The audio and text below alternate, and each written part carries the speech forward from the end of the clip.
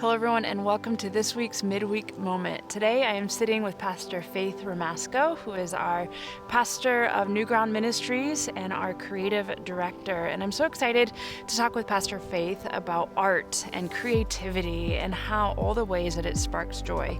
This last Sunday, we talked about creating spaces of joy. And one of the things that we talked about is how can the church be a designated space for joy. It's been studied in various different wars that soldiers will actually create something called a peace garden. In the midst of decay and destruction and death, this garden becomes a designated place for joy, which is really in many ways disruptive. Disruptive to death, disruptive to war, disruptive to oppression, disruptive to pain. And in what ways for you, Pastor Faith, as a worship leader, as a liturgist, is art disruptive to the ways of this world? Absolutely. So I love to paint abstract and messy paint. And so I am frequently found in painting dumping paint everywhere on the canvas, but often art for me is a way of processing the things that are underneath. When I come to painting a piece, it's truly an opening in the Holy Spirit and a vulnerability of saying, Lord, here I am. And I often go to that space, both preparing the physical space is very ritualistic for me, but go into the space of creating from a place of needing to work out something that is reflective of death or decay in my life, of grief or lament or sorrow. And what happens in that opening of the spirit is that as I begin to focus on the emotion of it through color or through shape, that what happens is this shudder kind of ripples through me of just sheer joy of being able to abide in the presence of the one that joy comes from. And it doesn't mean that the reason for the piece got fixed or that everything is just going to be hunky-dory. But what does change is my posture. And internally, it's a moment of the Spirit tending to the places where there's war within, where there's struggle within, and creating a healing balm. And so when we work that creative muscle, when we begin to open ourselves up to Creator God in that particular way, I think we see the model in Genesis, right? That the Spirit hovers over the waters of creation and brings forth new life.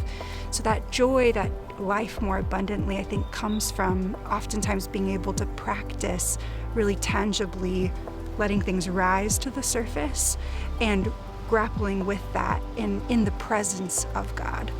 And it's a practice in so many ways because art is often described as, especially art as worship, as co-creating with God. That we are co-creating something that is beautiful, that declares life and resurrection and joy and peace. And even in your own family room or in your own studio, when you are painting, you are practicing. Because when we step into the world, the call is to co-create with God, to declare spaces of light and life and joy. What are some more macro ways that you see churches participating in this kind of co-creating that declares joy and love and peace in a world of decay? Yeah, I think that the practice of play goes hand in hand with joy, and the ways that churches invite play and joy into even the telling of the gospel. Yeah. So often we tell a very heavy, dark, sad gospel, and it's a serious thing.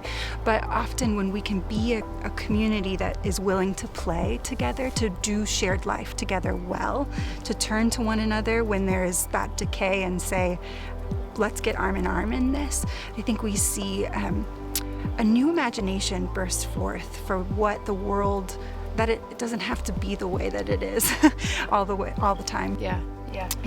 That is so powerful.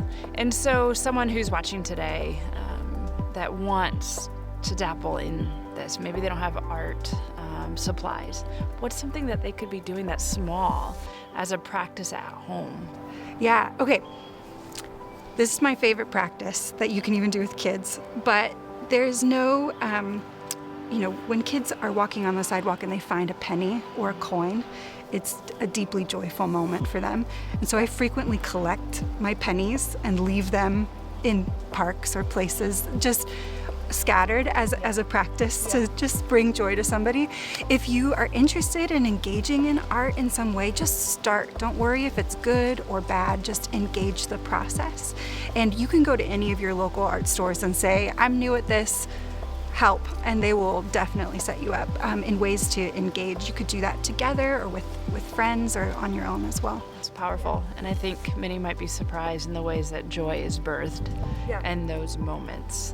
Wonderful. Well, thank you so much, Pastor Faith. It was a joy to talk with you about this, and that's all for this week's Midweek Moment. See you on Sunday.